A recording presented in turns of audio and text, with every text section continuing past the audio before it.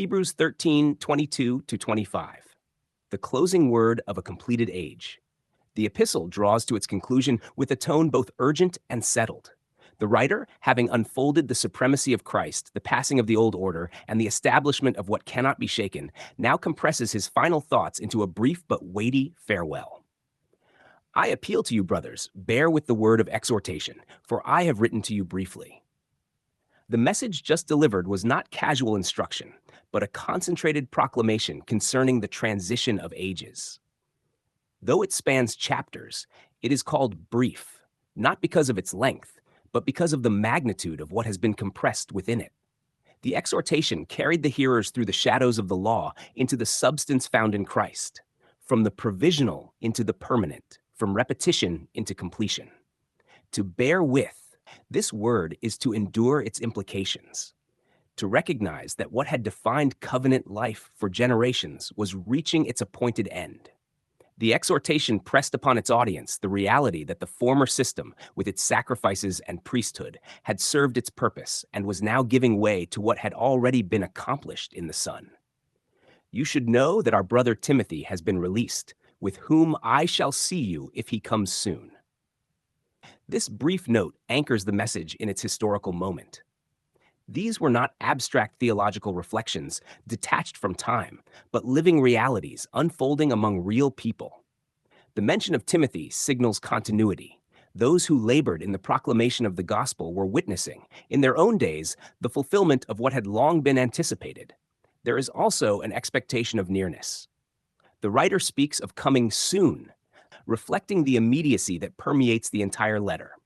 The things spoken of were not distant hopes, but realities pressing upon that generation.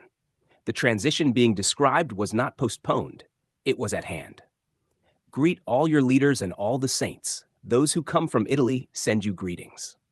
The community addressed is both local and connected. Leaders and saints are acknowledged, indicating a shared participation in what had been revealed. The greetings from Italy remind us that this message extended beyond one region.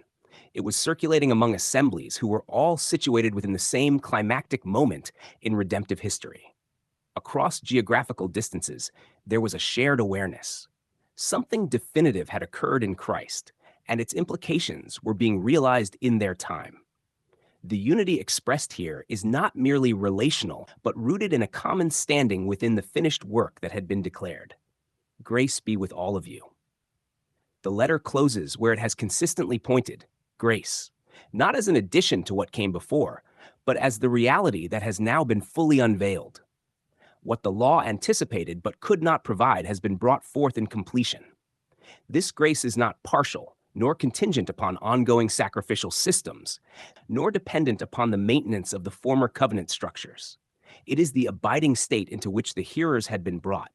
The repeated emphasis throughout the epistle of a once-for-all sacrifice, of a perfected standing, of access secured, finds its final echo in this closing benediction. Grace be with all of you is not merely a wish, but a declaration consistent with everything that has been established. The work is finished, the access is open, the standing is secured. Thus, the epistle ends not with uncertainty, but with settled assurance. The exhortation has been given, the transition declared, the completion affirmed. What remains is the enduring reality of grace, encompassing all who stand within what has been accomplished.